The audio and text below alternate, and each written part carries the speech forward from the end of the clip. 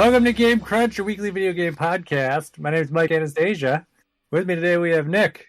Heyo. And Brandon. Hey. We're here talking about games and things. Yeah. Yeah? Yeah. Mm-hmm.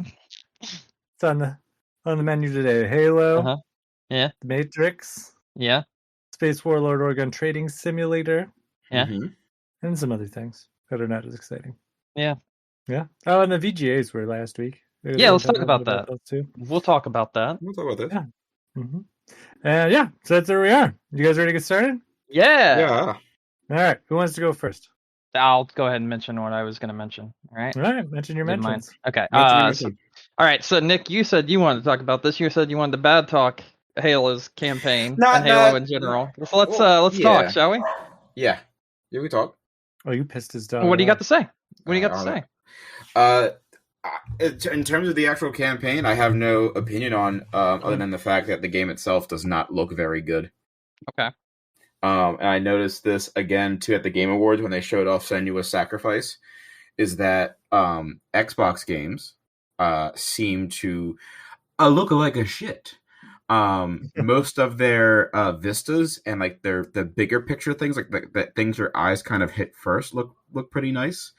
But then when it comes down to the smaller detail things, like, maybe character models and other such things, they run like a shit. When I was playing the beginning of the Halo Infinite campaign, whatever the guy's name was who I was talking to, and he was like, hey, look at the light so I can, do the whole up, down, left, right thing, was running in a crisp 30 frames per second and very choppy. And his character model looks like shit. What console were you playing this on? Series S. Okay, well, you're lying then. That's either that or your system's broken. Like, that's the long and short of it. Nope. No, quite literally, you are, or your system's broken. The game runs at a locked fucking 60, and if you have the Series X, it'll run at 120. The game itself might be running at 60, but that gentleman's body was not. Oh, are you talking about the cutscene shit? Okay. No, not in the cutscene. Actual gameplay. When he's like, hey, I need you to look up and down for me, like when you're doing the controls, and you gotta look at the lights. That's actual gameplay. That's not a cutscene. He looks like crap. And then I noticed it again at the Game Awards when they showed off Senua's Sacrifice, where like certain models looked like shit, and there was like water was splashing up, and it looked like a JPEG of water just kind of being like whoop, like somebody had like a picture of water on a stick. And they're like, splash, and then it came back down. I don't know if we looked at the same thing, like quite literally. I don't think so. I thought Senua's Sacrifice, Hellblade 2 looked pretty good actually. Because most of the big things that your eyes are drawn to look good, but if you like look at it critically and like look at like the other things in like the foreground and like why the fuck are you like slamming your face into a JPEG of water and being like, yo, I need to inspect the pixels?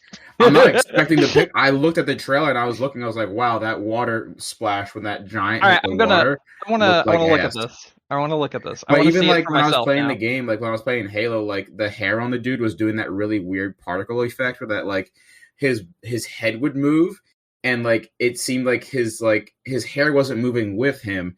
It's just wherever his head was tracking, hair was like appearing. You know what I mean? Yeah.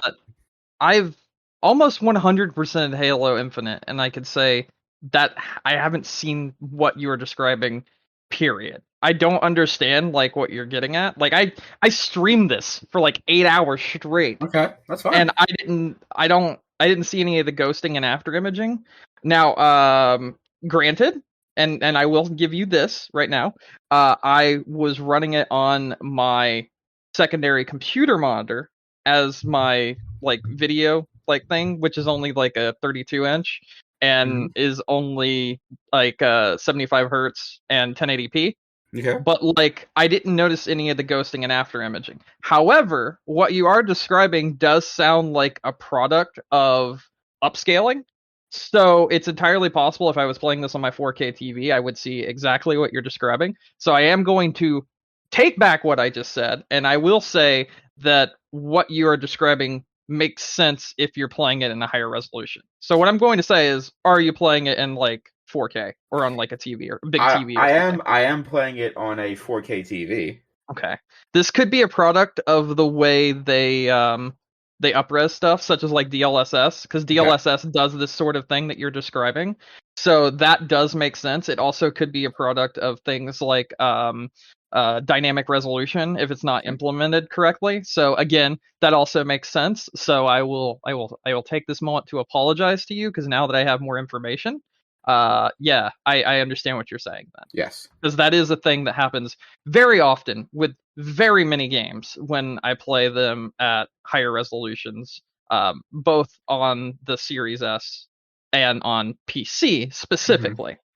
Which leads me to think that maybe the dynamic resolution technique that they use for like Series S is similar to something like DLSS, and as such, it's like a lower quality version of it since it's console.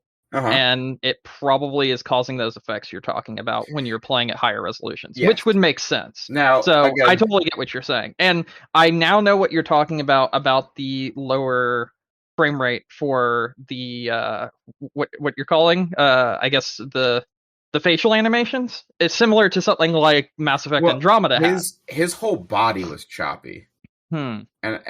And obviously, I will say as a caveat, I am not playing on the best system. I am playing on Series S. However, this game is on Xbox One, so it should be fine. Yeah. And I also am not playing on the best 4K TV. I am playing on a TCL 4K TV. But again, like, I feel like I shouldn't have to have like bleeding edge tech for this game to look its best. Only because, like, and I guess I'll say like a caveat to that is like, yes, I understand, like, for like a game to look the best it can on PC, I would need like a 3090 and, you know, all that fun stuff. But if you're promising me certain resolution, certain specs on a certain system, I should be hitting that, and I'm not consistently, or at least doing it in a way that's like it's obviously noticeable. Like it's like cut corners almost. I don't want to say it's cut corners, but I can't think of like a better word otherwise to describe it as that. Okay, I understand where you're coming from here. Especially on native hardware. Yeah. I will say this, though, just to like play devil's advocate, not to be a fanboy either one way or the other. When I played things like Returnal on PlayStation 5, I did have some of these same problems that you were talking about. So I don't really think this is so much just an Xbox problem. I do think that since we have the lower end of the Xbox consoles, like for the next gen platform, that we notice it more because of that, which might be some of the issue there. What I will say is I've noticed it more, just in my experience, I've noticed it more on my Xbox than I have my PlayStation. While my PlayStation, you have the higher end, the PlayStation 5, like I do. There's only one. Yeah, exactly. That's what I'm saying. Yeah. So we're not going to notice it because we have the higher end of the hardware. Let me check something real quick. Because is the PS5 more equivalent to the Series S or the Series X? Series X, but only like slightly gimped from the Series X. It's almost on par. Because like my thing is with like my PlayStation 5 is like the games don't look as spectacular in certain lights, but they're more consistent. That is very true. I do agree with that. I'm like, all right, cool. So I got these Xbox games that kind of pick and choose what is shown as high fidelity and what isn't shown as high fidelity, and I'm like, all right, that makes sense, right? Like that would also make sense if it's doing like a dynamic resolution scaling, because it picks and chooses to keep you at that high frame rate. Which honestly, I would rather have a higher frame rate with that kind of consistency in the gameplay itself, than in a higher frame rate. I'd rather have 60 frames at like fucking, I guess, what, 1080p? 1080p, 1440p, then I would have... Hell yeah. I'll say 1440 all day. 1440 is just it's a nice little middle ground. It's literally where, like, 3070s can reach. Like, 3060s and 3070s are made for, like, 1440p. Like, you can go to 4K, but you're not always going to get those 60 FPS on higher-end settings. But, like, if you have higher-end settings on PC and you have like 3060s, 3070s, you can go 1440p and you can consistently hit that frame rate with the higher end graphics settings. And as such, like, I think that's where game consoles should be aiming, more or less. Yes. So that's my thing. Maybe I got a tool with the Xbox's settings in general, and that's maybe not something I'm so used to doing with a console, because I mean, at least in previous generations, consoles just kind of seen as like, hey, plug it in and go. But like these newer consoles are a little bit more fanciful, so you got to do other things too. I will say if you have like a smaller like a monitor, like I said, do. I would recommend. But No, it's no, it doesn't have to 120 be hertz. 4K. But if it's a smaller monitor, that's like not the big huge 4K TV, I would recommend putting the game on that and then Yes. coming back to me and telling me if it still looked the same. Because in my opinion, I think the Series S is like a good console for like a 1440p 120 hertz monitor, more so Yes. than a big 4K TV. 100%. Yeah. But speaking of Series S's, I actually saw more out in the wild the other day. I saw a bunch, like everywhere I Yep. went this past weekend, like Target, Walmart, all that, like they all had them. They all had them. Yeah, I was very surprised by that. Yeah. Even I saw Switches in stock in some places. I I saw no saw Switches. None. I saw some Series S's. I also saw some Oculuses, which was surprising. I mean, I saw Oculuses since around here since the day they released, which yeah, but they haven't gone off the shelves basically. But yeah, but yeah, like I said, I'm not knocking the game in general. no, I I've understand. had I was just fun very with so far. confused by the way you were describing it initially, but then when Yeah. you gave me more information about it, I was like, oh, okay, I understand where you're coming from now. Yeah, Because, like I said, I moved my Series S to a monitor because I think that's where it shines. I think that's Yeah. where you're going to get the best quality for your Mhm. experience. So I'll try that. I'll see what happens. I'll move my. It's not much to move a Series S, so I'll just. yeah, exactly. But no, I will mention this. You probably already know this at the very least that this game is open world. I've heard it's pseudo open world. It's very open world. So the first two missions are like closed off, like, you know, campaign based, that sort of thing, which are what you've probably played so far. Mhm. And then there's a big, huge, expansive open world with a bunch of bases that you can take over, which allows you to have more like fast travel points, that sort of deal. And it also allows you to like drop in ships and this, that, and the other to the like battlegrounds so that you can kind of fly off and go do whatever you need to do. When you get to a site that's a campaign mission, you just like walk up to it and you go in, and after you've done the stuff, it's like, okay, we're going to a campaign mission now, and then you do campaign missions that way. So it's sort of like a gigantic open hub world. That's the open world aspect of it. The campaign is still sectioned off in that open world area, but like, yeah, it's separate. It feels separate from the actual open world area, and it's very good. I would say the entirety of the campaign is a very good first try at doing open world, and I think it works. Okay. I will also say you do earn cosmetics for the multiplayer from That's cool. playing the campaign, so I highly recommend doing it because some of the stuff is kind of cool. Okay. And I haven't finished the campaign because I literally spent like 8 hours searching for all the multiplayer cosmetics and all the like upgrade points for his special abilities and scaling buildings using my fucking grapple shot, and that was really cool. I also like searched for skulls. So yeah, very fun, very, very different from past Halo games, but not necessarily in a bad way. But it also does very much feel like this is our first open world Halo game, and as such, it's kind of it's a little hit and miss here and there. But I would say the actual battles are fun enough and varied enough when you go around and have you played Shadow of Mordor or like, you know, the Lord of the Rings? Okay, do you know about their system where there's like enemy captains you have to hunt down and defeat and everything? They have that sort of system going. Not like they don't take revenge on you if you kill them or anything like that, but there are enemy captains along the map scattered about, and as you collect bases and like get more FOBs, field operations base, then you get more intel, which tells you where, like, for instance, an elite captain is, a banished captain is, a grunt captain is, and then you can use any of the tools at your disposal that you've so far unlocked to go and kill them. And it's kind of fun. So I've been really enjoying the campaign. I kind of like just turned my mind off and played it a lot. And yeah, it is enjoyable in my opinion. But it's definitely like, oh yeah, this is their first try at this sort of thing. So there's that. I guess that's really what I wanted to say. Last thing I think I have written on here. No, I have two more things. I played the Matrix thing, the one they hyped up, the demo thing, the Unreal Engine 5 thing. Yeah.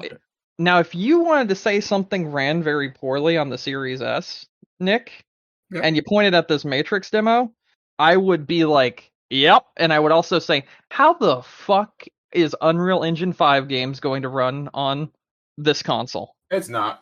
It's really not. It's pretty bad. Yeah. Is it? It's pretty very, very bad. So, at least on the Series S, and I'm just gonna preference it with that. This tech demo had continuous stuttering often, and also it was very slow when you got to the open world portion of it.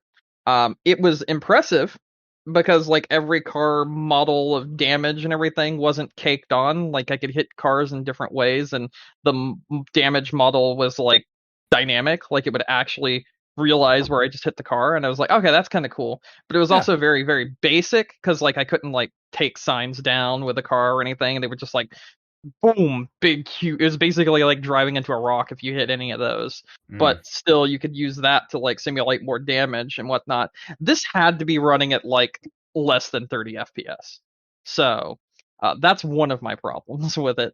The other problem is it was so self-aware that it almost felt like a meme because they like had a entire conversation between old Neo and why can't I think of her name? Trinity? Trinity. Yeah, they were having a simulation between old young Neo and Trinity in a car chase, and they were talking about the technology that was being used for Unreal Engine 5, but they were talking about it like Unreal Engine 5 was the Matrix, basically, and like technology had advanced, and then Neo just looked at the camera and dadass said, yes, the technology has become unreal. And I was like, oh.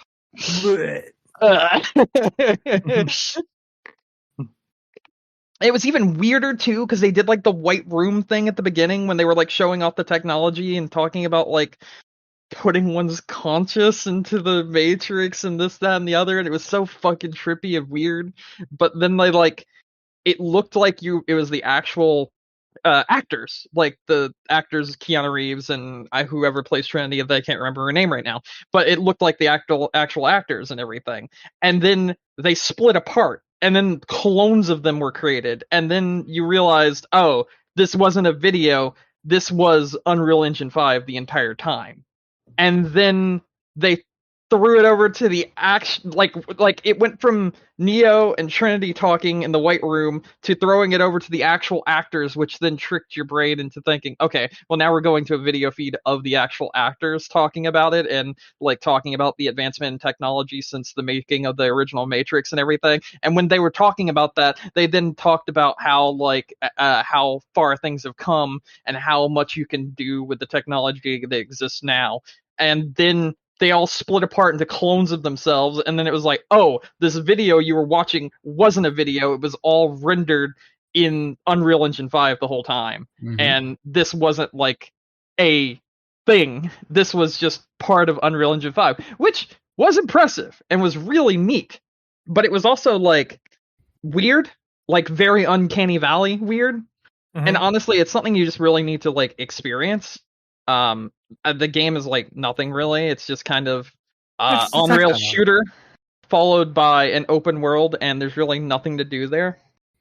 And yes, it's a tech demo, but it tries to be something else, and it tries to say something about the advancement in technology just in general, and it's just like, it feels like Unreal just masturbating themselves in front of you the entire time, and it's like, this is fucking weird. I mean, I'm sure that's what their intention was. It absolutely was, but like it's a little too on the nose. So there's that. That's kind of weird though, because it's who are they selling it to? I guess It's not like you're gonna look at it and be like, "Oh my god, I'm only gonna buy games built on the Unreal Engine now." Yeah, like I have no Like, choice, kind of actually. yeah. It actually makes me very worried because everyone bought into Unreal Engine 4. Like that's a fact, more or Yeah. less. If it wasn't Unity, it was Unreal Engine 4. That's just kind of how it worked for last generation of games. Very few people made their own engine. And as such, it really worries me because if Unreal Engine 5 is the route we're going, we're losing 60 FPS. We're losing 120 FPS. That shit's gone. It ain't coming back. And I don't want that because that would really suck, in my opinion. I mean, Unreal had a lot of issues last gen too. It's not like these things are surprises. No, Shouldn't it's be, not at least. surprises, but like it just surprised me how poorly it ran. I think that's the biggest surprise. I mean, I'm saying though, Unreal 4 didn't run that well either, though. I mean, Unreal Engine 4 had a lot of okay. Issues. When it first launched, yes, but I would say like midway point towards the end, Unreal Engine 4 was actually pretty good. Like most Maybe. games were fine with it, unless you're playing them on PC, and in which case turn off everything you have running that's a background task, or else you've just lost all of your fucking RAM and all of your CPU. But otherwise, yeah. I feel like most of the Unreal Engine 4 games, you could tell they were running on in about 3 seconds between the stutters and the fact that everything looked glossy. Oh, that's just Unreal Engine in general. I Yeah. know, that's what I'm saying. It's They're like, just how shit. much Vaseline do you want? All of it. Yeah, so we turned Vaseline on by default. You have to program it out if you don't want to. Yeah. Yeah. Yeah. Yeah. Did you do all your things? No, I'm going to talk about the Yeah. last thing, which I'm going to tell both of you. Well, Watch Arcane. Oh, They got this is me. the League of Legends thing? They got me. just don't play League of Legends. Just watch. Yeah, don't play League of Legends, but watch Arcane. They got me. My friend had been what I can only describe as bothering me for the last month to watch Arcane. And then finally last night I said fuck it, and I said I'll watch the first act, which is 3 episodes, which equals about 2 hours. It's basically a movie. And watch Arcane. It's really fucking good. Like I was very surprised at how good this is. I really don't want to give anything away, but the animation's fucking amazing. I'll just say that right now. Like the animation is actually phenomenal. It's very impressive, and I like the art direction that they went with. And the actual story is very good. The characters are very, very good, very well made, very well done, which I guess you'd have to be because they've had a game that's existed for like 10 fucking years, so of course they fleshed out the characters. But I feel like they probably fleshed them out more in 2 hours than the entire game did in 10 years. I'm sure. But no, Really. it was very surprising. I watched the first episode and I was like, yeah, this is pretty good. And I watched the second episode and I was like, go start the third. Go. And then we watched the third episode. And I was going to watch Act 2 today, but I haven't watched it yet. So essentially the way this works is each 3 episodes is an act. So there's Act 1, Act 2, and Act 3. You can't watch them separately because it's like the beginning, the middle, and the end, more or less. But the first act was very, very well put together. A very good origin story / explanation sort of deal. I only played League of Legends when I'm drunk, so I had no context behind any of the show itself. So the show actually just kind of filled you in enough as a person that's never played the game. I mean, I have, but I don't remember it. So as a person that's never played the game, it did a very good job of explaining everything in the 2 hours that it had my attention of me watching the first act. And all the characters are very well fleshed out, and the voice acting is really, really good. And just in general, it's something nice to look at. Like it's got a lot of vibrant colors that really catch your attention because of the like color palette and the difference between the different factions and people There's like an actual difference in color palettes between the two, and as such, the contrast between them really flows very well. So like as a design, from like a design point of view, it even seems to like nail that to like kind of tell you everything you need to know just from the way it's stylized. So it's very, very good. Watch it. There's 9 episodes. So yes. There you go. Okay. And that's it. That's what I've done. All right. Nick, Yes. tell us about the game that Brandon told us about last week. The game that Brandon did not tell us about at all. I swear to God, I mentioned this to you guys. All right. Who did I say this to? Was it on I my don't- stream? Maybe? I don't know. Maybe. I was talking to someone about this, and I know it was in a way that I was recorded. So I'm like, what the fuck? Wasn't it like in a deposition? Maybe like the CIA was just recording my voice through my microphone, and Yeah, you're it's FBI agent. yeah, my FBI agent. So I played a neato little game called Space Warlord Organ Trading Simulator. Mhm. It's from a developer I've never heard of before, so I'll say what their name is real quick. It's a Strange Scaffold. Are they new? Not exactly. I don't know how new they are. It's by, I think it's just one dude, really. He's made a couple of games, Okay. one of which was announced at the Summer of Gaming 2021 showcase. Oh, an airport for aliens currently run by dogs. Yeah, Oh, he does shit. that. And then I he wanna also play that made game. El Paso Elsewhere. Okay. So if you remember that when that got announced as well. I So do not. Space Warlord Organ Trading Simulator is kind of exactly what it sounds like. You get thrown into a world of just like a stock/broker market of buying and selling of human and other sort of beings' organs. And the whole point of the game is to fulfill requests given to you by random beings. You have a 2-minute trading window, and you are going up against, at times, up to 4 other traders who are looking for very specific things as well. Before you start each day, you can choose to pay off those traders so as they don't inhibit what kind of things you're trying to trade for. And then random things will get thrown at you, like there was one day where there was like, oops, all lungs on the market, and like that's all they had for like that day, amongst like other like little things. The writing in this game is fantastic. I've had requests given to me by robots who are like, hey, I can't stop thinking, it won't stop, can you buy me a new brain? I've also had it where like, hey, we ruptured a hole in our ship, can you give us a kidney so we can, fix it? Look it up. Yep. I've had one guy who's like, hey, I just really want to feel a stomach between my fingers. So he just wants you to buy a stomach just so you can squish it. I've had another one from a robot who was like, hey, I slept wrong last night. Now my spleen hurts. Can you buy me a new one? There's random scams that will hit you. There's just random, like a bunch of different random events that will hit you. So like there's like the Nigerian prince scam is one that they've hit me with. I'll get random DMs from people who are like, hey, I bought this heart on the cheap. Would you like to buy it? And then it turns out that like that heart was like stolen from like a special collection. And then you're like, hey, your whole reputation goes down. Thanks. There's also an organ stock market.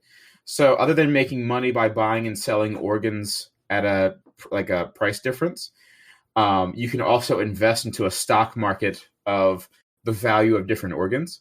So basically, stock market. So you buy low, sell high, that sort of thing. You can track movements, and you can kind of chart what the prices are going to do based on what people are doing. So like, I think at one point, like a bunch of cultists figured out that you could use these like shard things to put on like their specific ceremonies. So like they became like super valuable.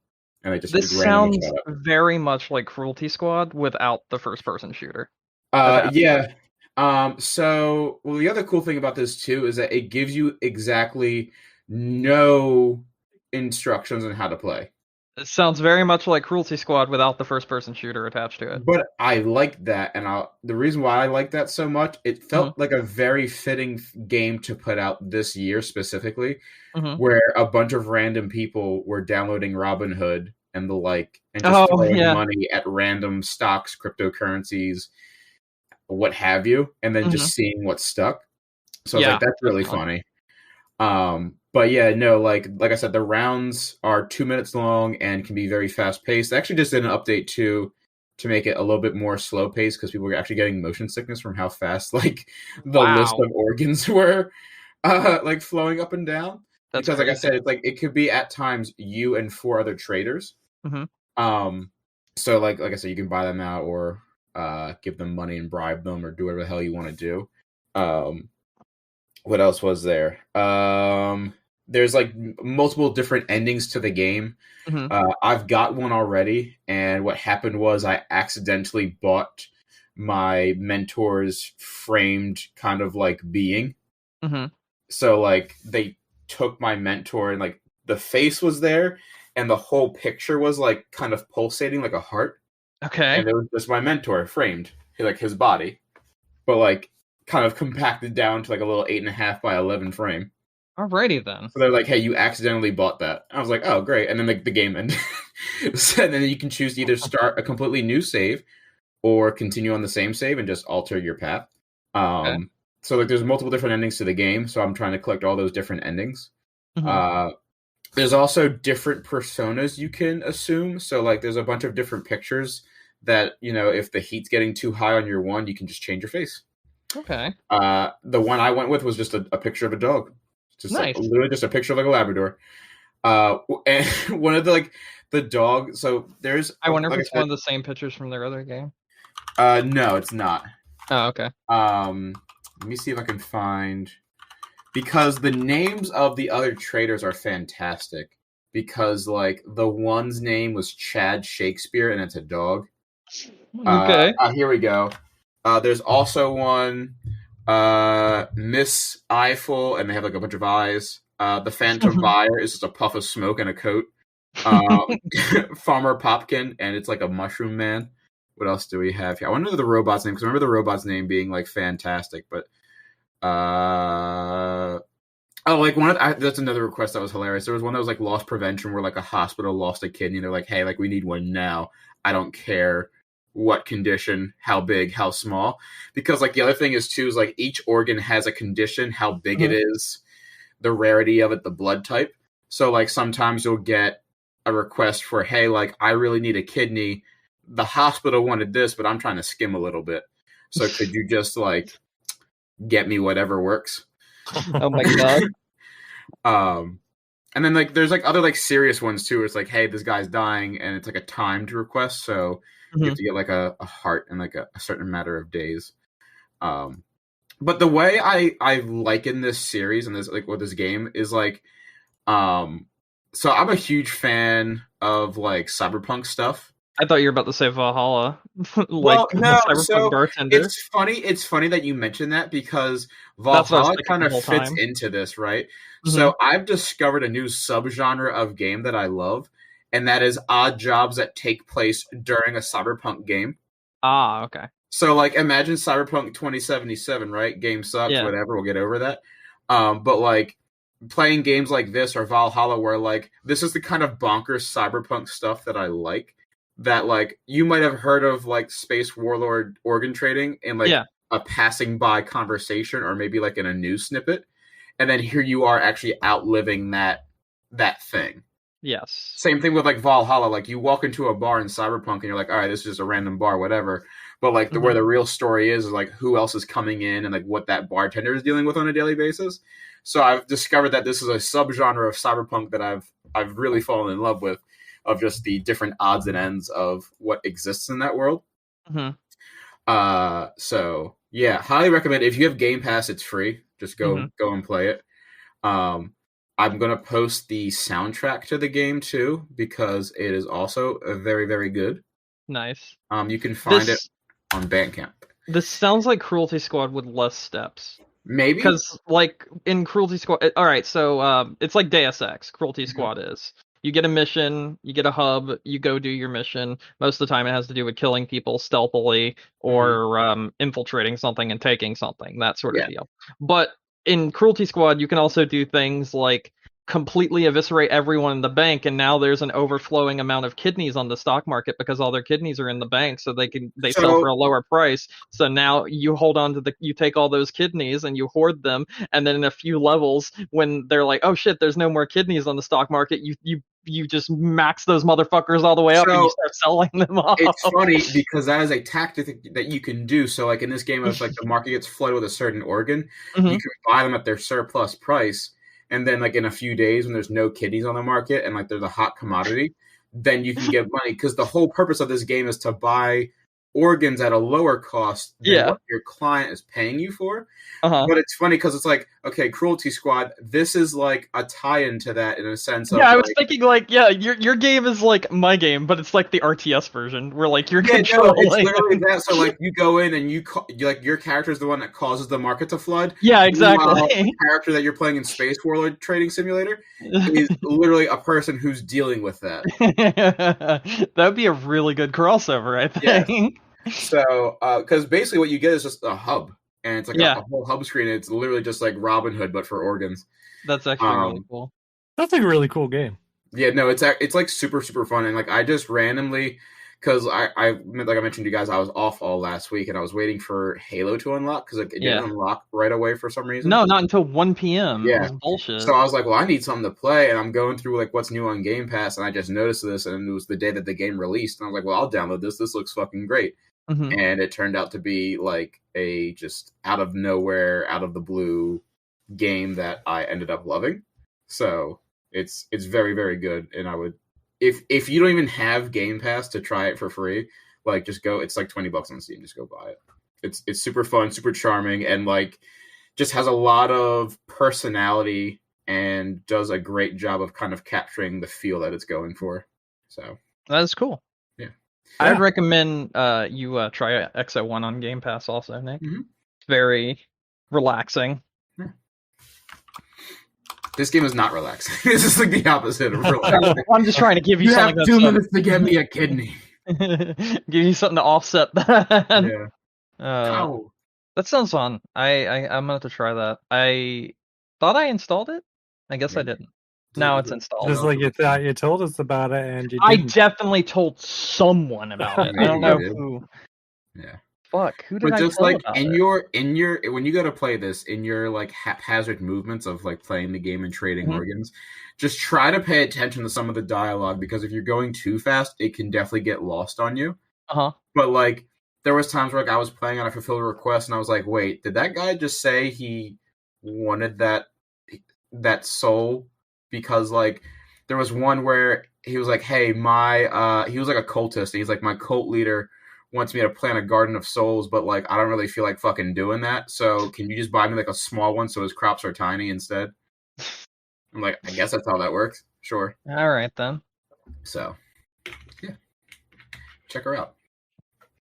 That's the only game I played, by the way. Okay. All right. I guess I'll talk about my things. So one of these actually, I'm just going to go with this one first. Because I've been forgetting to talk about this for a month. Oh. But I got that Zelda Game & Watch. What was it, 35th anniversary one? Yes. That they did that I totally forgot about until they were like, Amazon, I got an email. They're like, hey, your order's shipping. I'm like, what order? And I was like, oh, yeah, I forgot about that. And it came, and I played it for a day. And I was like, that's cool. And it's on my shelf, and then I forgot to tell you guys about it for the last month. But it's very nice. I like it. Looks really cool. This one came with like a cardboard stand, so you can just like set it up as a display like that, which I thought was kind of nice. Yeah. So, I don't think the Mario one did.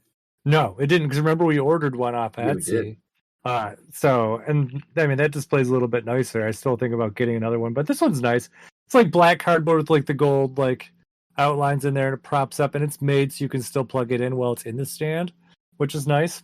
So you got all that going on with it, and it has Zelda 1, Zelda 2, Link's Awakening, and just one of the Game & Watch games, Zelda-fied on it. So yeah, it's just a nice little doohickey. If you like the Mario one, you'll probably like the Zelda one.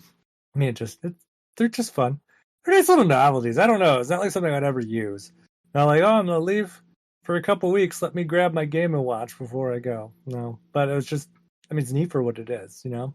So, got that. I played more of the Big Brain Academy, Brain versus Brain. Brian versus Brian. Brian versus Brian. I'm the best Brian. All right. So, no, I unlocked whatever that extra mode was, and it's just like advanced, like challenges. So it just starts you at like a higher difficulty. I tried a little bit of the online stuff because it's got like what's the word I'm looking for? Like asynchronous gameplay, where like you can go on and actually just use it. Past podcast person because it just happened to show up. Tom bought the game. Okay. And so like I was like, oh, I'll just challenge myself to see what Tom's challenge is, and then I wrecked him. Got him. Yeah, got him good. And so I guess it bases it off of like past performances, and it knows how you do on the different things. So like as you go up against people, it'll be like it'll challenge to see who does the challenge faster, and then you advance, and whoever gets to the finish line first wins. It was kind of neat. And like, so when I booted it up, it was like my friend Rochelle apparently had challenged me to something. And I was like, oh, Rochelle lost you in this challenge. And I was like, yeah. So it's kind of neat the way that it works. I mean, yeah, like something like super engaging. It's not like you get something really cool for doing it, but it's just kind of neat that it's there. So there's that. And then the last thing I really was going to talk about was Pokemon Conquest. Because I beat like the main game. So, and I'll have to say, because I figured out why I never finished it the first time. Like, it's really slow to get into and understand the mechanics. But once you do, it's pretty fun. I mean, the level of diversity is not like crazy, and the DS graphics kind of suck. But it works really well, and it does some really interesting like things challenge-wise, which I enjoyed. And so, but you have to go through, take over all the kingdoms, and then you beat Nobunaga, and then you got to fight the main Pokemon, and it's pretty neat.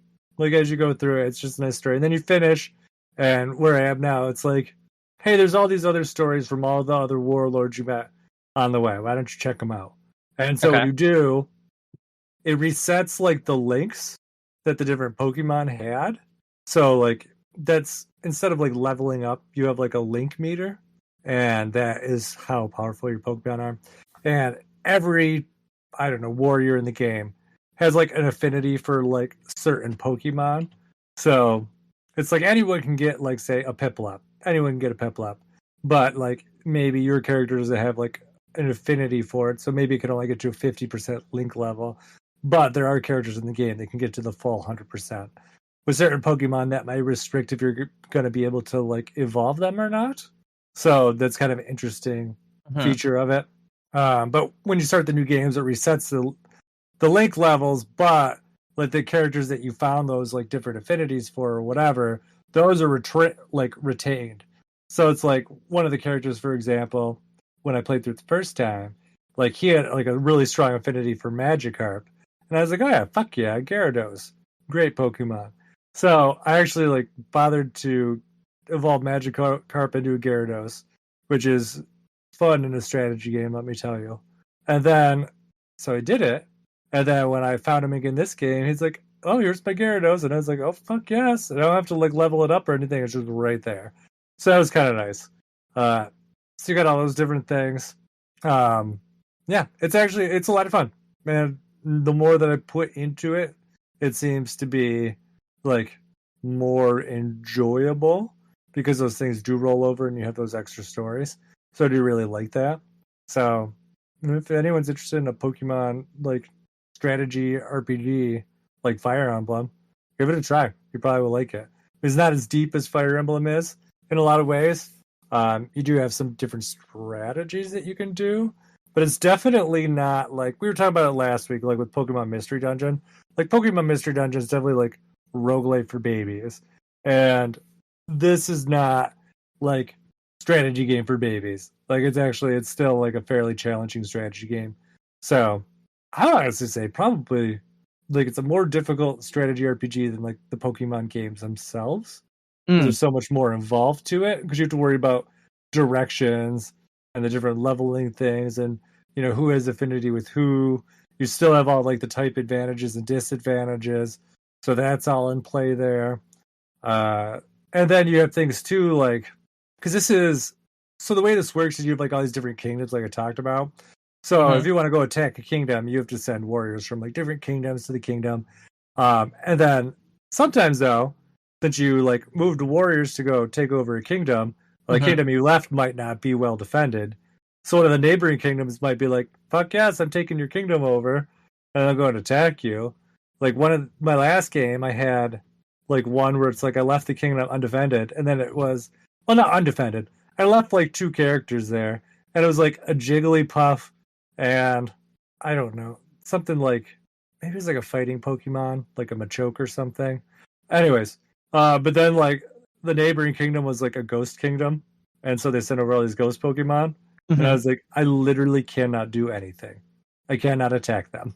So I was just like, here you go, just take it. So I'm not just going to sit here for 25 turns and just waste my time losing. So you can just have the kingdom. I'll take it back later.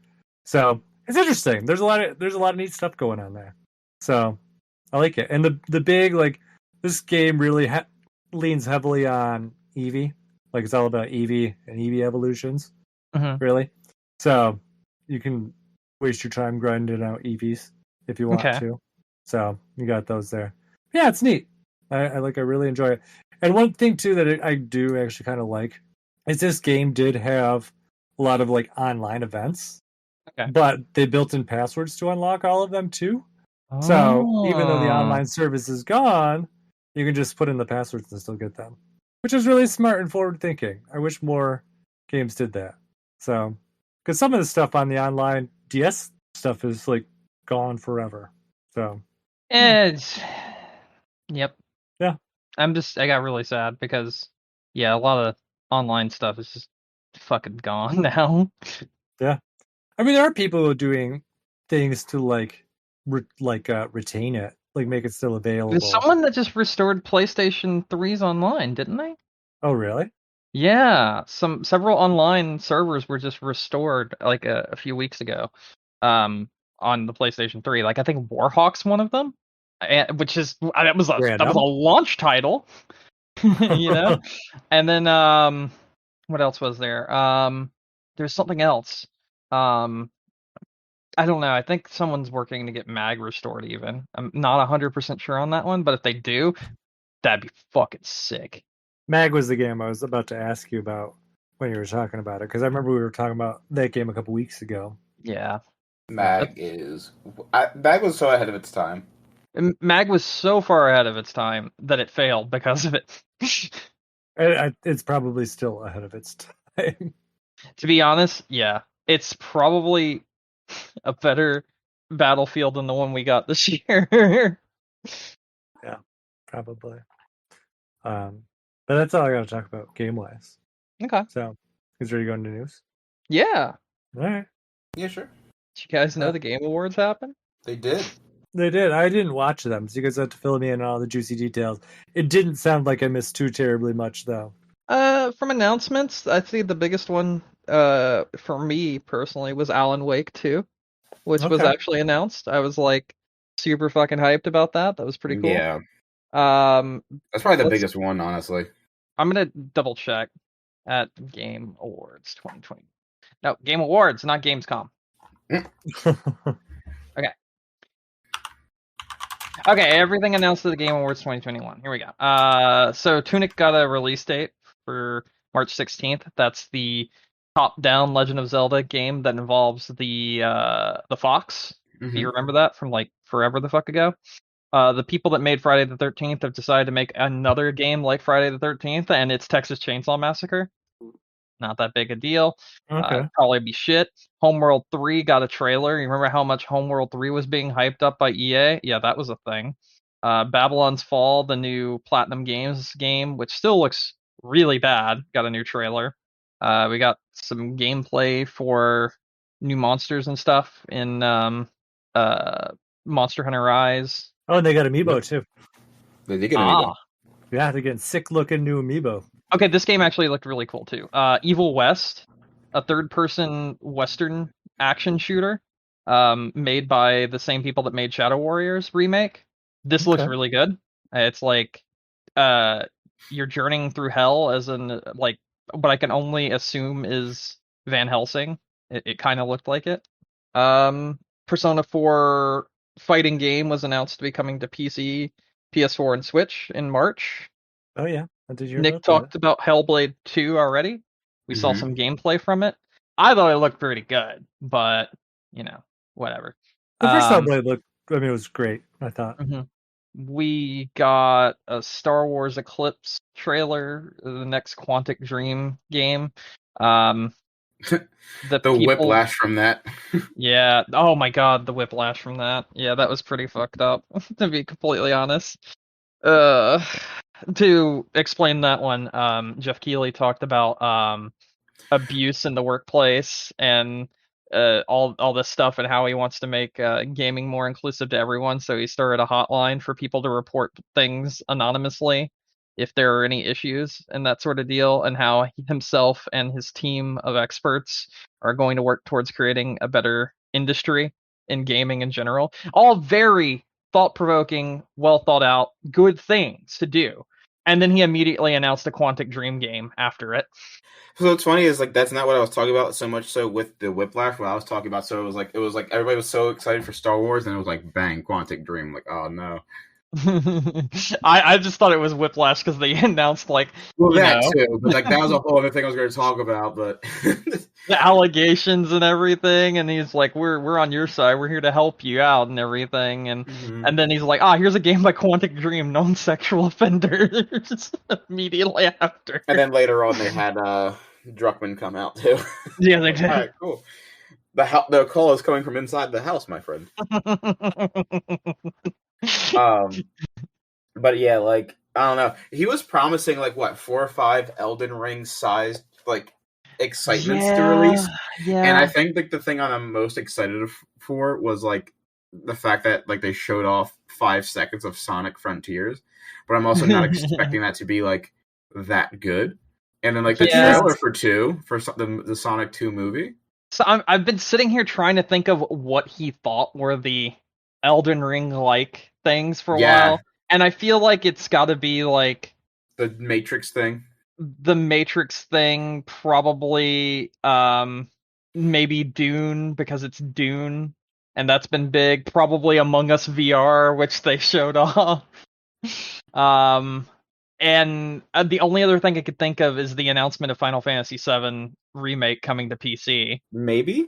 I feel like that, and actually getting a release date for Cuphead Delicious Last Course. Like, those are the ones I'm like, that could be them? But, like, otherwise, like, Alan Wake 2, yes, very much so. But I feel like there's not as many people that are, like, excited about that, because plenty of people that grew up or played that game when they were younger, or plenty of people never played that game, and so it's they're a just very niche game. Like people like played it, loved it, but it's not like that is not like a crazy like get people excited game. I mean, horror games generally are. Like Resident Evil's like probably the best you're gonna get, and even that's not. I feel like Alan Wake has a big enough niche, especially after what they did with Control and Alan Wake crossover, which was really fucking cool. That it at least probably garnered some attention from people. I saw a lot of people being like, Alan Wake 2 was the best thing they showed, and I fucking agree. Other than I really liked all the announcement for Metal Hellsinger soundtrack. If you're like a metalhead and you saw like the people that are on Metal Hellsinger soundtrack, that's like fucking amazing. So Metal Hellsinger's that rhythm game where you like shoot and defeat demons and hell to the sound of like heavy metal music and everything, and they announced like Trivium's in it, Lamb of God's in it, Between the Buried and Me. They announced like lots of really good bands for that game, and I was just like, oh damn, that's fucking sick. They got like all the actual people that you would want in something like this in this game. That's awesome. So like similar to something like Brutal Legend. That was the kind of feeling I had when they gave the announcement for like the bands that are in Metal Hellsinger, and I was like, that's really cool. So yeah. What was it? Did you guys see how the Sonic Frontiers thing? open up a can of worms with an older No. rumor? No. So apparently in 2019, Sonic Frontiers was leaked on 4chan, but nobody believed it. And I want to see this. So apparently it was like super legit. Like it had story details that completely line up with everything that was shown off at the Game Awards. But here's the kicker. Apparently the same like thing also includes Super Mario Odyssey 2. And so everyone's like, well, if this one is completely true, is this other one completely true? That's awesome. Yeah. Maybe. And it was like, there were some details on there, like it was like 2-player co-op, 20 new kingdoms to explore, like yada, yada, yada. Like a pretty like adventurous Mario Odyssey 2 kind of concept. But who knows? Because it's just kind of one of those like, it was like some sort of like those one of those marketing surveys. Like, what do you think about a game like this? And like one was the Sonic Frontiers, and the other one was Super Mario Odyssey 2. So who knows? And Miyamoto, as you guys know, like, I mean, they talked about Super Mario 64 for like 5 years, and they're like, yeah, we're just not doing it. But yeah, I don't know. It was pretty interesting though. Like, if you guys look it up, there's like, you can see like the rumor was 2019, so that's solid 2 years ago that someone like posted on 4chan and like nobody believed it. So yeah, there's that. That's actually pretty crazy if that's true. Yeah. So I mean the Sonic thing definitely was, because like I said it's on point. But if the other one is, who knows? They misspelled Goombas and they put it as Gumbas. I mean, people are stupid, and sometimes autocorrect gets the best of everyone. So that is whatever. True. Some marketing person was like, "What's this little?" Splitterhead was really cool too. That was really cool. The game by the creator of Silent Hill. Yeah, that was pretty neat.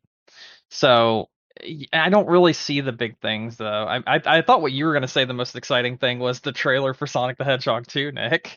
I mean, that was more exciting than the game. Yeah.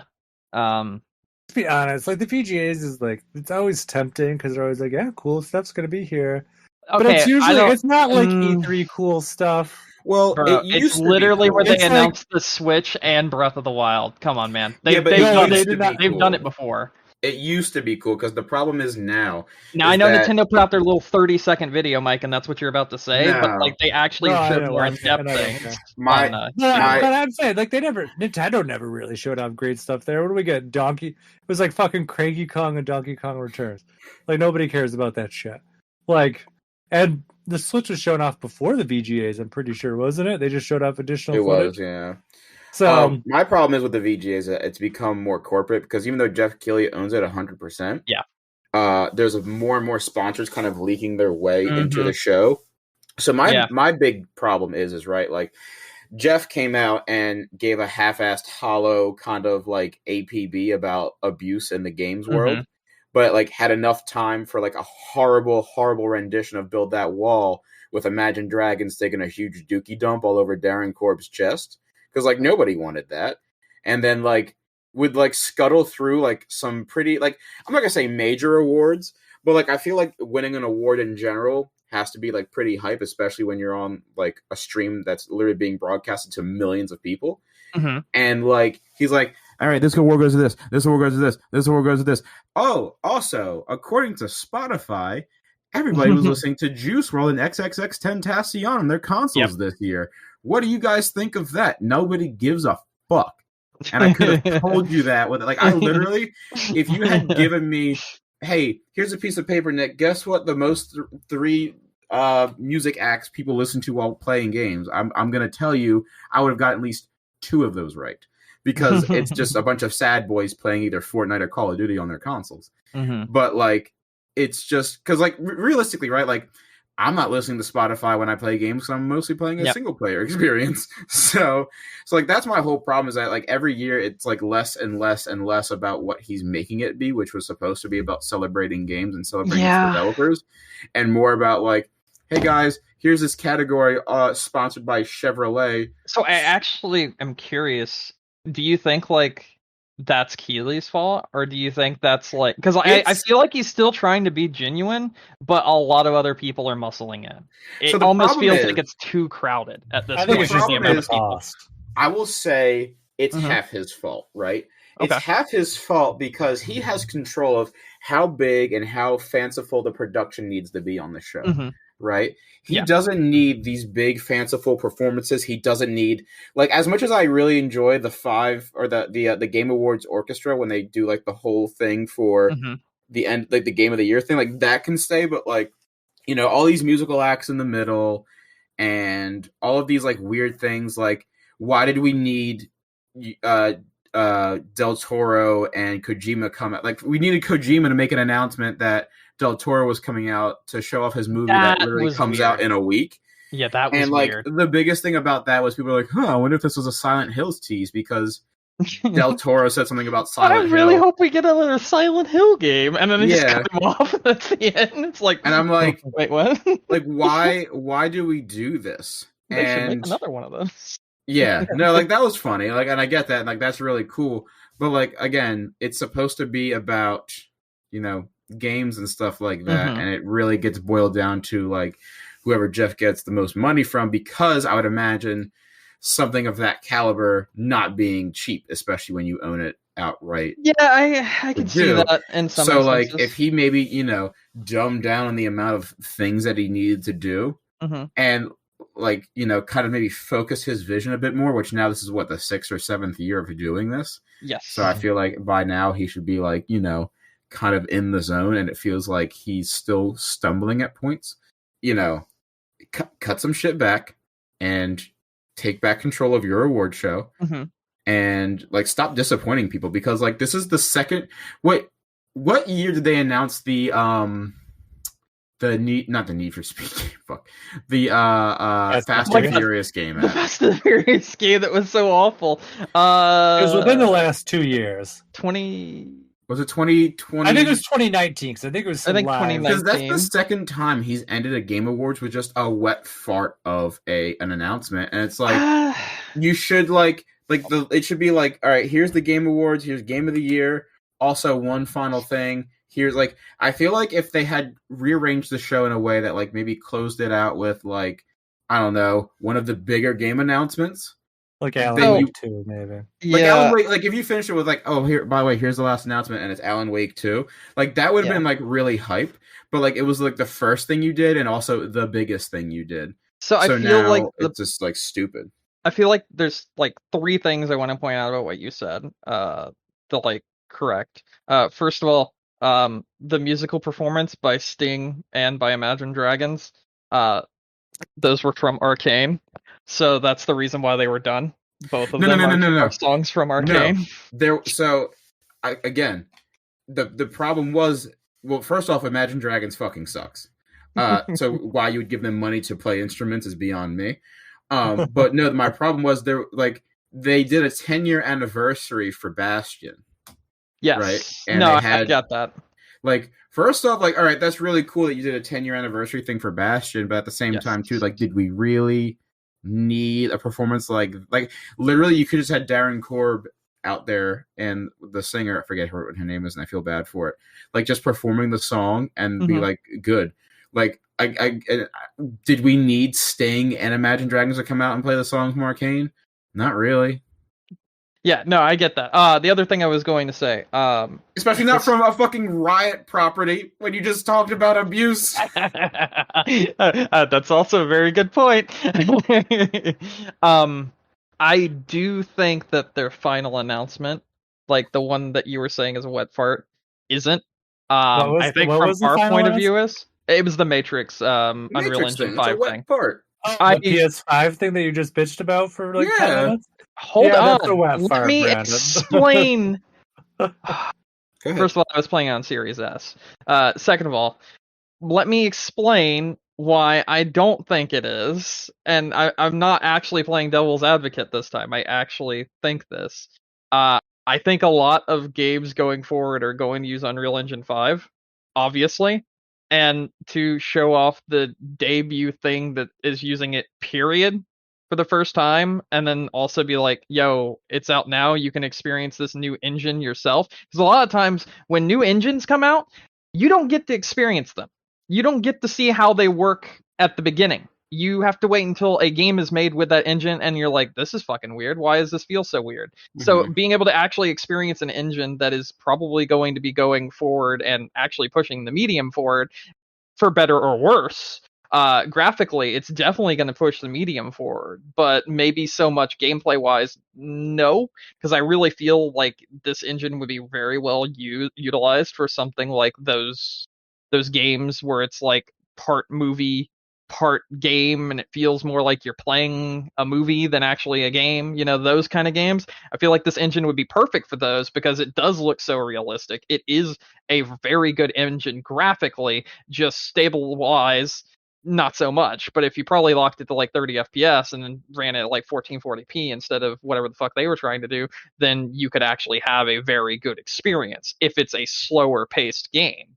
And as such, being able to experience that engine in its infancy and see where gaming might be in the future is very important and is a very cool thing to allow the public to do. And that's why I think that is a really cool ending announcement. But the reason why I think that the announcement also sucks is because we knew about it ahead of time.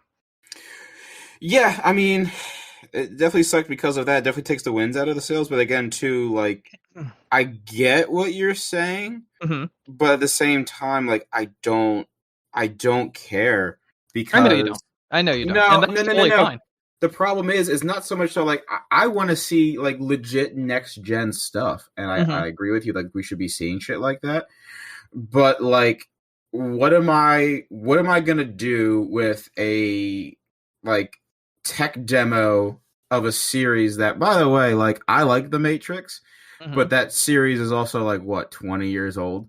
So like, who the like I don't know what his key older than that. It does. But again, too, like who in that demographic of his, which is a younger audience, which you got to keep in mind, is like excited for that, for one. But like, that's like I'll say that's like a moot point because that's more of like opinion than it is a fact. I don't care about seeing a tech demo of some IP that's not going to be a game, because I've seen Unreal Engine 5 tech demos before. He's shown them off before. Yeah, but you haven't played them. You can actually play it. That's what I'm trying to mention. That's fine. But again, you just went and talked about how shitty it was on the Series S. Correct. Why would I want to play that? I don't know how it runs on PS5, and I don't know how it runs on Series X. That's my main point. And we can give it a chooch, but at the same time, too, let's be honest. How true to life is this tech demo going to be, right? Because this isn't a fully fleshed out product, so the they're open not world gonna. Kind of is, though, but it's just there's nothing there other than get in any car you see on the street and drive it. Besides oohs and ahs, this was never going to be the best way to experience the engine at first. I do agree. What I would rather do is wait for an actual game to be announced using Unreal Engine 5 completely and then play it, rather than have a demo thrown together that maybe isn't the best representation of such, because they were like, hey guys, this is just a demo to show off the technology. Yeah. You don't have to make it so watertight. Yeah, and like we said, and that's fair. Because now what has happened to you, Brandon, is that even if you don't realize it, you have a bad taste in your mouth for Unreal Engine 5. And yes, you were playing it on the Series S. However, now your expectations is such as that you expect any Unreal Engine 5 or most Unreal Engine 5 based games to perform like that on the Series S, so you don't want them for the Series S. You're not wrong, and I actually like that fact that I know that. Like, if it turns out that isn't the case, cool. But like, with me thinking right now that is the case, I'm glad that I have that information. Which is also great too, because it's almost like experience that. It actually feels like allowing the customer a little bit of a peek behind the scenes and allowing them to see something you normally wouldn't be able to. And as such, I appreciate that as someone that likes seeing how things work and likes, like, I'm a very niche audience when it comes to shit like that. I totally get that. But like, for me in general, that's super fucking cool. That's something that I greatly appreciate.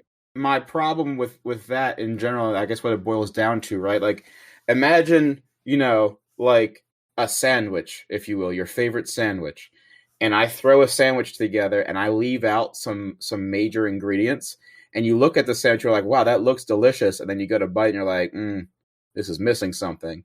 Mm-hmm. So again, it's like you're being informed of Unreal Engine 5 and how it performs, but are you really? Because at the same time, if it's not a fully fleshed out tech demo and just a kind of like hastily thrown together tech demo to show off what the games will look like, then you're getting a representation that is not accurate to what the actual engine can do. That's fair. So while on one hand you might see it as, hey, this is a great warning flag of what I might expect from a game, at the same time, it's not a very accurate representation of such because it's not a fully fleshed out product. But it did also give me ideas of how those fully fleshed out products may operate, like in general. And I'm not saying operate as in on a technical side.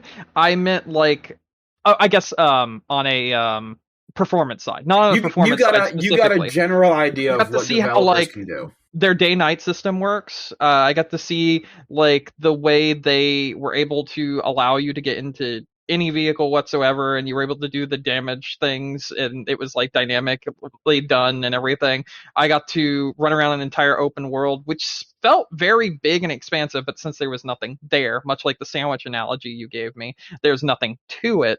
But it was really cool to be able to see that there's definitely a gigantic city here, and I've driven from one side to the other side, and it was interesting. It was something that was just a really neat thing to be able to do. It didn't run the best, but again, like you said, this is definitely a tech demo. This isn't something that we should even have access to, basically. But I appreciate the option to have that access, to check that out. They even had these little things where like you could toggle on and off like the graphics that showed you like what was a dynamic and static object, what would be interacting. It would show you also little dots for everything that's AI based and everything. Now, how realistic this is, if this is just all smoke and mirrors, I don't know, but it didn't seem it from the way they were showing it off. And also, go on. Oh, as I say, I'll point out though, like if this is a tech demo, like if we're gonna use the sandwich analogy, if this is a tech demo and we have our sandwich and our sandwich is missing all this shit on it, and it's still running like shit, when you put the stuff back in it, it's not gonna make it run better. It'll run worse. I'm not saying it's going to make it run better. I'm not saying anything like that. I was just saying being able to see how the technology works and having like, because you had like the entire debug menu there, like the kind of stuff that like a developer would have like a debug menu to look through all the AI simulation and what would interact with what, and being able to change the time of day and this, that, and the other. You could do all of that in this experience, tech demo, whatever you want to call it. And I thought that was a really cool peek behind the curtain, so to speak. It's not representative of an actual game. It's not representative of what the thing is. And yes, it did definitely skew my thoughts towards Unreal Engine 5 as a whole because of how poorly this ran on the Series S. But there's also the case where you were saying stuff like, this isn't necessarily anything yet. Like it could have just been thrown together very quickly to show off a general idea. Yes. Which is very true. And as such, yeah, it's definitely going to skew some people. But I think when we have conversations like what we're having right now, it's easier to see also how the people that this was for, they can look at that and be like, yeah, this was just showing me ideas of what could be done with this engine. And I like that idea. I don't think as an experience that it's necessarily a good experience, but I think it's something that's very interesting and very different from anything that's been put out there. And I thought that was a good reason for it to be the final thing they showed off, at least from my point of view. Now, definitely like a normal customer standpoint, they're not going to give a shit. They're not going to give a fuck. They're going to be like, ooh, Matrix, ooh, gotta go check this out. Oh, okay, whatever. It's like 15, 20 minutes and then an open world that's like nothing. Just looks like a Unity project that someone threw together and then like is like, go run around the open world, whatever. I'll charge $20 for this on Steam. Yeah, but it looks like it acts like that. It doesn't look like that because it definitely looks a shit ton better. And my main point is the general customer will definitely be skewed by this, and I think you are right, Nick. But I don't really think this was necessarily for the general customer. I think this was for more of like the tech people that wanted to just see like how it will work in the future. And I also think this may have been a way to show off other companies that necessarily didn't have access to Unreal Engine 5, what they could do with it in the future, so they could start getting some ideas. I mean, it's possible. But I also think what you just said, though, is exactly the point that Nick was trying to make, though, was that, you know, this is an award show that's for the general population. Yep. So, like, if you're trying to say that this is, you know, something that people should be excited for, like, if it's just for the tech people. Like, no, it's definitely very much a niche thing, and Nick is right, and I agree with that. I do. I'm just saying I don't think it's necessarily a bad thing when you think about it. But no, it's not a bad idea. It's just it's not a. I don't think it's a bad thing. What else could they have ended it with? Like, I guess Alan Wake too, like you said. Alan Wake. But like, that's also niche. That's very niche, also. So like, less than the Matrix is. Like we said, the Matrix demo is literally just epic. I'd say the Matrix as a property isn't necessarily niche. The Matrix as a property, not. But like Alan Wake as a property is niche. But this isn't. Like this is the Matrix. Just happens to be the sticker that's slapped on it. Yes, this is an Unreal Engine 5 demo. 100%. Yes. That just happens to feature the Matrix. Yes. As opposed to, you know what I'm saying? Like, no, I understand what you're saying. I just think that's the way they thought they'd be able to show it off easiest. Then, yeah.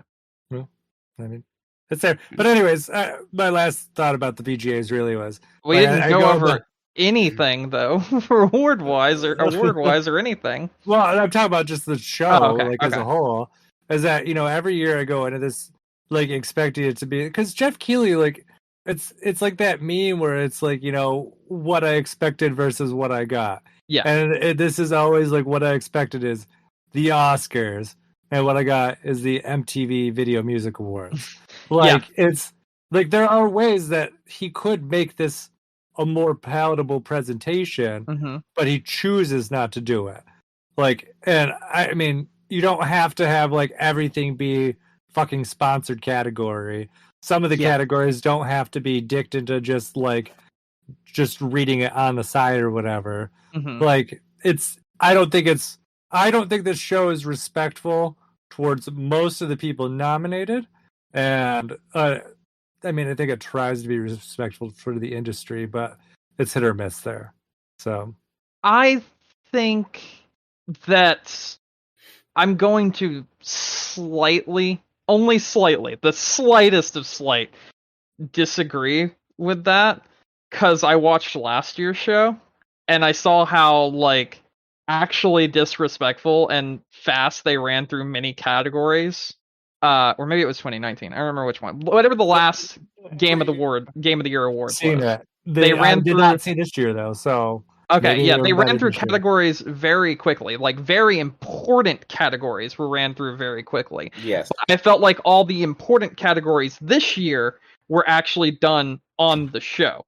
Because like the ones that you saw that were like sidelines, like it was like best mobile game, best VR game, best. Like, I think best sim and strategy game, best esports. Those things were like the very quick, like get through them. The things such as like best music score, best design, best performance, games for impact, best narrative, art direction. All of those games and all of those categories, which are the more important categories, were actually given a chunk of time during the show. At least more so than they have in the past, in my opinion. I don't know how you feel about it, Nick, but I thought that was at least done a bit better this time around. It was done a little bit better. But, like, again, too, like, you definitely... It's weird to say that in a 3.5-hour award show, he didn't have time to do certain things. No, I agree. So, like, that's my whole point, is, like, he needs priorities need to be straight. Yes. Yeah, and I definitely agree with you there. But I do think, at least from a presenting awards to the people that deserve it and giving them their time, I do think there's a step in the right direction from only that small aspect of it. I think it's become way too cannibalized by marketing, more so than it has in the past. And I think it's become way too big and flashy, or attempted to be way too big and flashy, and moved more towards something like you said, like the MTV awards, and less like what we were originally promised. And I would say 2018, or maybe it was 2017, I don't remember which one it was, maybe even 2019, but one of those I think was the best year for like the Game Awards. There was very little anything that wasn't like specifically tied to the Game Awards. Like, it was the year that we got the guy that does the Doom music, and that was the performance, and it was like, yes, that was really cool. That was a really good year. But that's my thing, is like, opinion. I think you should have more shit like that, whereas like, instead of having maybe like orchestral performances, maybe having, if you can do more stuff like that, where you can actually have the composer come out and play the music. Like, that's not always an option, but when it is an option, let's do it. And I'm not sure, and I don't want to like make the excuse, but I'm not sure how much of this has to do with, you know, pandemic and everything, and things just now starting to get better, especially with overseas performers and that sort of thing. So I don't know how much you could blame on that, but I do know there was definitely a cannibalization of the Game Awards this year, where it became much more marketing based than it was actual like celebratory, like he talked about in the past and everything. And that is definitely a real problem that's starting to creep in, and it's creeping in more and more each year now, and it really needs to get straightened out, much like you were saying, Nick. I think all the awards that were given were really fucking good, though. I think every single game that won an award deserved it, but I know you have a disagreement with that as well, Nick, so I wanted to talk about that. Yeah, I mean, like, yeah, a little bit. I mean... What? I guess we were having this conversation in our chat and everything. You were saying that you think... Well, I'll get to that first. I'll get to that a little bit later, actually. Talk about the other things. Okay, so I know one game that you have a very big problem with, but was there anything else specifically that stood out that made you be like, I don't really think that this was the best one in its category? I thought it was interesting that Forza got the awards that it got, at least for sound design. Yes, like, that was weird. Really weird to me. What else was there? I thought it was funny that Nintendo lost their own category. Oh, the family one? Oh, they lost. They literally had like every single one. Except they had everything but one, and they still lost. And the one that wasn't them won. What was the one that won? I don't remember what it was. It Takes Two. It Takes Two. Which is funny because I remember when we were talking about this category, Nick was like, "I don't know if this really fits here." Yeah, but he hasn't played the game. That's the reason why. That's true. I haven't played the game. It absolutely fits there. It's okay. Nick, the entire game per se is about a family maybe having a divorce, and the child's imagination and what's created through that imagination to cope with that sort of thing. And it's also a very like heavy game, but the like actual gameplay is perfect for like playing with like a family member or something. And also it might be a really good way to explain something like that to them as well. And as such, it does definitely work as a family game, in my opinion, because of the that's fair. I don't know. My whole thing is, and this is just from me not playing the game. Yes. I just looking at that game and looking at it, what it was up against in terms of game of the year, I don't understand how it won, which I'm not like, I guess I shouldn't be, wasn't complaining that it won. I just don't understand how it won. So more so likely. And I like, my whole thing was, it just seems like the people that are closest with Jeff Keighley, and this might just be in terms of just like, it's an unfair association to make, but it's an association nonetheless that like, it just seems like the people who Jeff Keighley are like most connected with, like win awards. So like not playing the game, I'm just like, are you sure? Because like, even though I don't like some of the games that were on the list, like Resident Evil and there was another one. Oh, Deathloop. Oh. Like I heard more about Psychonauts, Resident Evil, Death. Like I was fully expecting one of those games to take it home because like nobody really talked about It Takes Two. At least nobody in my bubble talked about It Takes Two. Whereas like all those other games were like the biggest talks of the town. Okay. So, and I will present my argument this way. When I looked at all of these games in this category, my initial thought was, holy shit, It Takes Two is not going to win, but I'm so glad it's here because it deserves it. That was the first thought in my head. And the fact that it won makes me very happy because everyone that has played It Takes Two has absolutely adored the game. Everyone that has played it. I have not heard a single bad thing said by anyone that's played it, anyone that's streamed it, anyone that's actually experienced the game. And as such, I feel like the category right here, things such as Deathloop, Psychonauts 2, Ratchet and Clank, Resident Evil, are the surefire Metacritic winners, big IGN, yay, they liked it, gave it a 9, gave it a 10, a GameSpot gave it a 9, gave it a 10, that sort of game. That's what I feel like when I look at those four specifically. When I look at It Takes Two, I see, much like Hades, an indie darling that did a really fucking good job and is just a blast to play and was really enjoyable during the time that I played it. And then I see Metroid Dread up here, which I see as a big title that has come back from the dead and I thought was going to be Game of the Year, and I'm pretty sure you thought as well, but I also see it as the big, corporations game that would win Game of the Year. That's the big time AAA release, that sort of deal. And as such, I was like, oh, okay, that game's going to take it. I was thinking that or Ratchet and Clank was going to take it. Maybe Deathloop. Because of the fact that they have such big names behind them. They're such big, huge games with already massive install bases.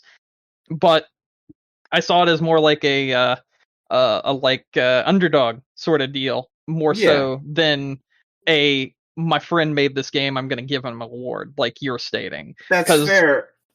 Because I've actually experienced the game and seen everything that there is for it. And that's fair. But what I'm saying is like, you take the Metacritic score, like the actual like IGNs and the GameSpots and shit out of it, like critical, like fan acclaim, right? Fan acclaim for Deathloop was there. Fan acclaim for Resident Evil 8 was there. And just like those two titles alone, I don't know. I was... The acclaim for It Takes Two, if you look at anything during like the Game Awards, you would see so many people being like, It Takes Two deserves this, but won't win. Because everyone thought the same thing. The big corporation games are going to win. There's no way this incredible game that had a lot of passion put behind it, that tackled a very heavy subject, is going to win. And it did win. So everyone that wanted a very, very good game to win was actually floored that it did. Yeah. And I mean, it's still amazing to me that it won. I don't see it as a, Mr. Fox the Oscars guy got a little rub from Jeff Keighley, as much as I see it as someone that made a really fucking good game actually got the attention they deserved. I mean, that's fair. Like I said, that's just me looking in from not having actually played the game myself, and I feel like it's not a like far-fetched incorrect thing to say about it. So, I don't know. I feel like it's a bit jaded.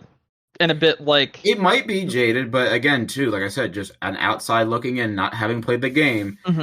Like, there's a lot of games that I don't play every year. Yeah. I mean, you guys know that. You deal with that firsthand. Yeah.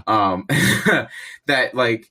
I hear just nonstop about, and like it was like games that are even outside of my own wheelhouse, right? Like I would never play Resident Evil 8. It's not a game series that I enjoy, but like I just heard much more fanfare and acclaim about that than I did It Takes Two.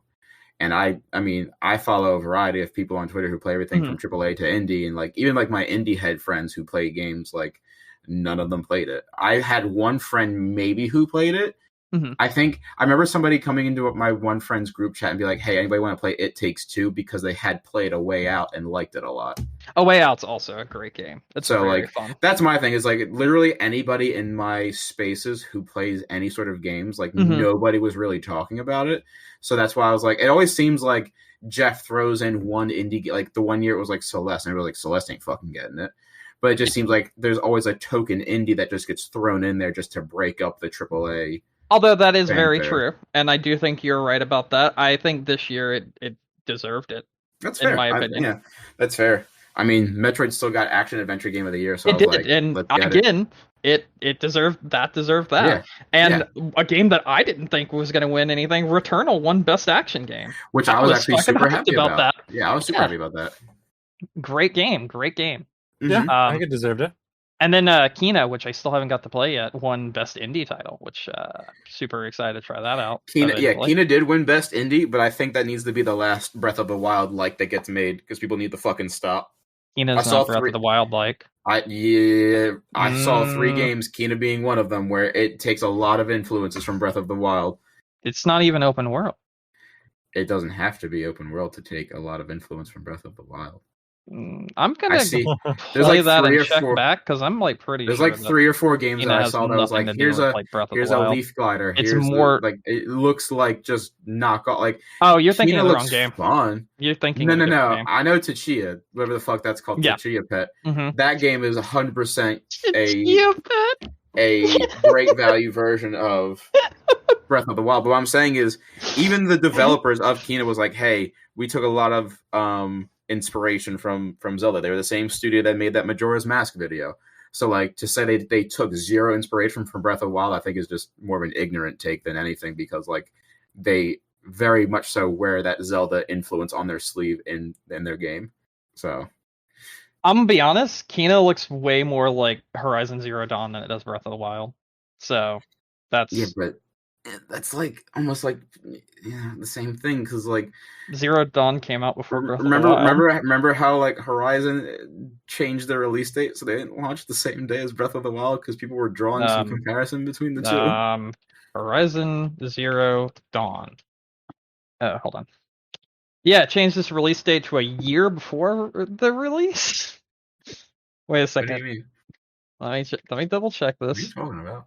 When did Horizon Zero Dawn come out on console? That's a good question. I'm checking. Because remember, there's also a PC. It's literally there's no way that was 2017. I thought it was 2016. It is few weeks before release even. That's crazy. Okay, you know what? Yeah, you're right. You're right. I thought it was a year before the release. They jostled the dates around. I remember that being a thing. They definitely jostled the dates around because Zero Dawn came out, and then like a week or so later is when the Switch and everything came out, right? Because the Switch came out like March, early March. Yeah. That's crazy. But no, I thought it was 2016. That's crazy. Okay, well, no, I stand corrected. You're right. That's no, like I look at Kina and like I see a lot of influence from Breath of the Wild. And like Kina might be a good game, and honestly might do that better because I don't like Breath of the Wild. But I think people need to stop.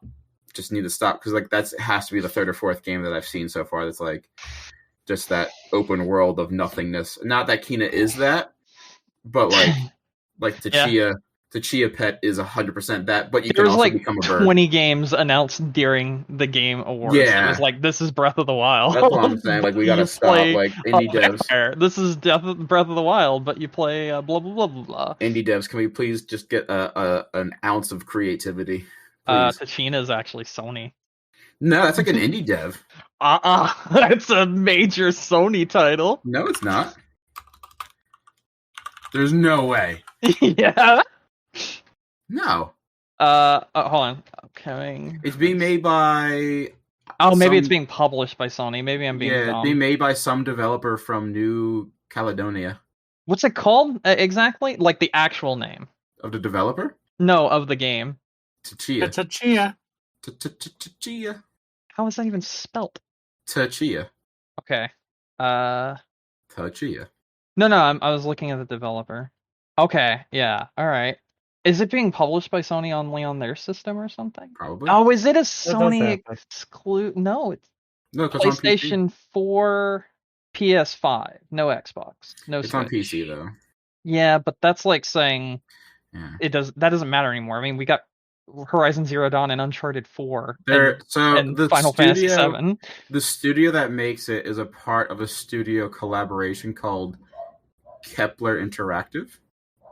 That's an interesting name. It looks like one of the developers in that might be. You see, is Slow Clap? Yeah. So Slow Clap, the developer of Sifu, is in that. So it just looks like a conglomerate of just small indie studios. Okay. That are just doing things and stuff. What's this game? The Red Lantern. So yeah, there's all that. Okay. But yeah, no, it just can we please? But no, there was definitely so many games during the Game Awards that he was like, "Ooh, what's this?" And I was just like, "It's Breath of the Wild, but with vampires. It's Breath of the Wild, but you're on an island. It's Breath of the Wild, but it's Breath of the Wild, but was like the key term for so many games that were announced. And I was just like, I'm just so sick and tired of it's Breath of the Wild, but games. Breath of the Wild, but is that the title for the episode? Breath of the Wild, but like but with 2 T's. Yeah, I was gonna do Tchia, but Breath of the Wild, but yeah, those are both strong contenders. I was actually very surprised by a few of the winners. Mm-hmm. I was surprised Marvel's Guardian of the Galaxy won Best Narrative against Life is Strange, but like after playing most of that game, I like get it. But again, much like It Takes Two, it was one of those games where I was like, yeah, this is really good, but it's not gonna win. So maybe I should just say that more often, and then the games I want to win will win. Yeah, I mean, again, another really weird one. Best music score. Man, Nier Replicant version 1.224744871139. It's a really good soundtrack, but it's not gonna win. And then, also, which actually not saying the full title. We'll see. He did say the full title. No, he didn't. I think he did. No, he did. He just said Nier Replicant 1.4. I'm gonna fact check you because I thought it was funny because I thought he said the whole title. He didn't. Maybe someone else said it then. He don't. But yeah, no, I mean, you're right. There were definitely a lot of awards that went out. I was like, oh, but I feel like that's always the case too at the Game Awards. There's always an award that goes out, and you're like, yeah. There was many awards that went out, and I was like, wow, oh, okay. You know what I thought was really weird that no one talked about, which made me laugh and just showed how irrelevant it was. They announced that PUBG is going free to play during the Game Awards, and I was like, okay, no one said anything. No. I'm more excited about VR Sussy Baka. Yeah, I was a fan of the Delicious Last Course. Yeah, that was really cool. And again, too, I like that performance too, because that game has a very intriguing and different style of doing things. Mm-hmm. So, you get people out on stage doing music like that. That's awesome. Do more of that. Do that more. Pull on the in-house audio team who did the Guardians of the Galaxy. I mean, you probably that would have been awesome. They're like, because of licensing issues, we got to mute the stream. But if you were there, you got it. Yikes. Could you imagine? Yeah, because that's 100% what they would do. Yeah, I know. Yep. It's upsetting. But, yeah, I mean, overall, it's kind of what I've come to expect from the Game Awards. And, yeah, maybe they'll be better next year. Yep, let's keep saying that eventually. My friend got one of the codes. Well, I think what happened... Oh, the Bethesda ones. Well, I think what happened... the Xbox ones. Yeah, what got 3 months of Game Pass for free. Is that they'll have a decent one, mm-hmm. and then it gets perceived as being better than it actually was because the year before was not as good. Yeah, that's probably what's going to happen. It's just a never-ending cycle of that was bad. Let's hope next year is better. And then the next year is acceptable. You're like, wow, that was great in comparison. And then you're like, oh, I'm gonna watch next year because last year was pretty good. And then it was like, oh, this is bad again. So that's possible. Yeah. But yeah, other than that, I have nothing else to say about the Game Awards except for Jeff Keighley stopped being a coward. I don't know.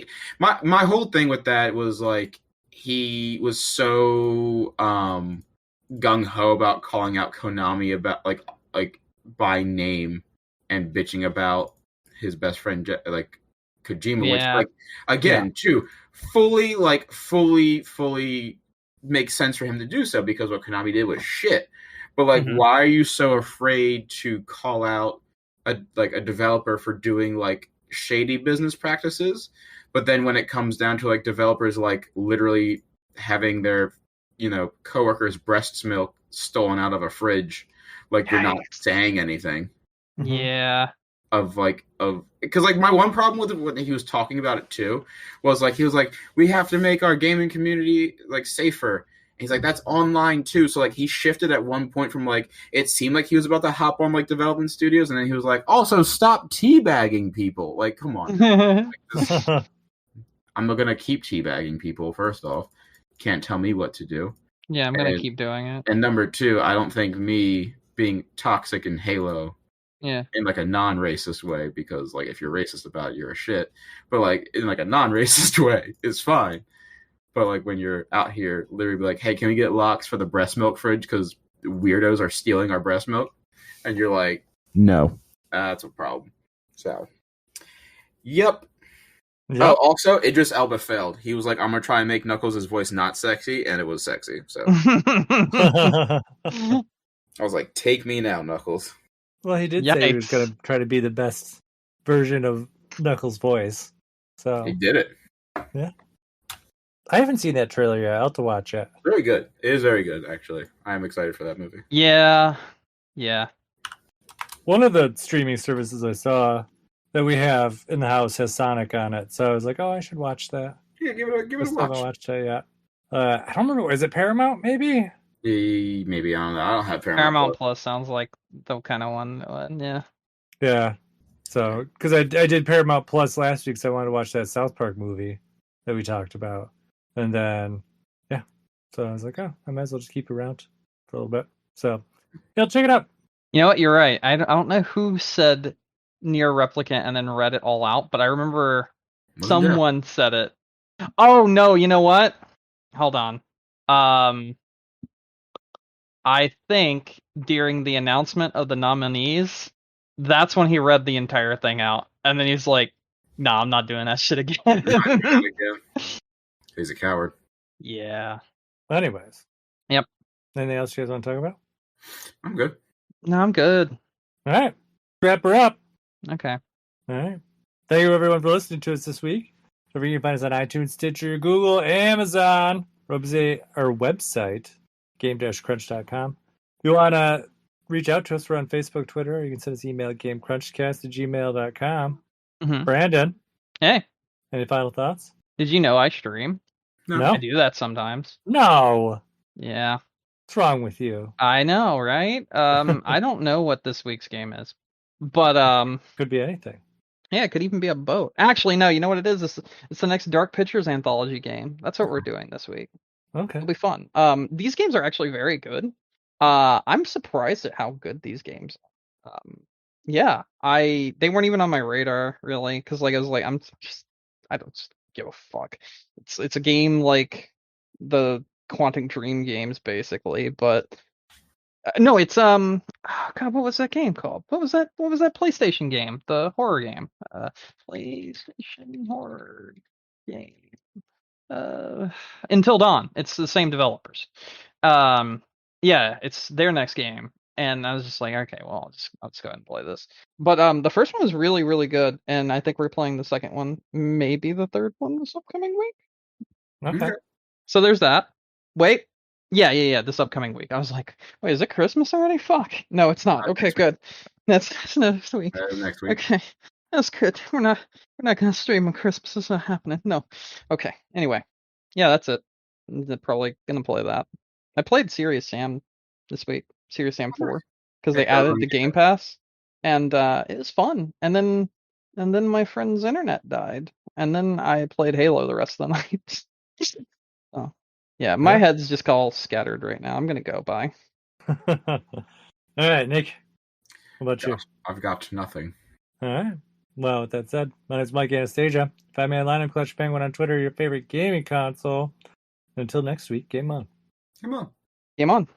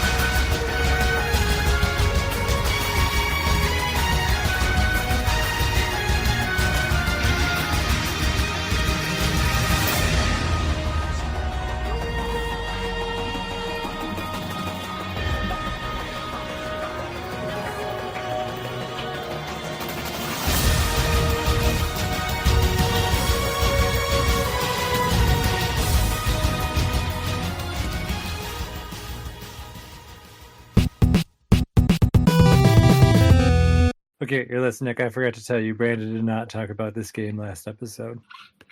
Oh, beautiful. I didn't? No. I wasn't crazy. I could have sworn I talked about it.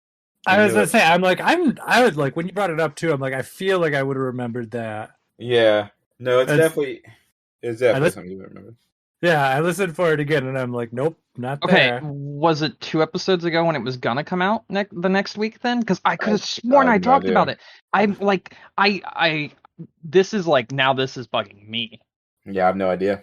Yeah, I don't know. But I don't remember ever hearing about it before. Oh my god.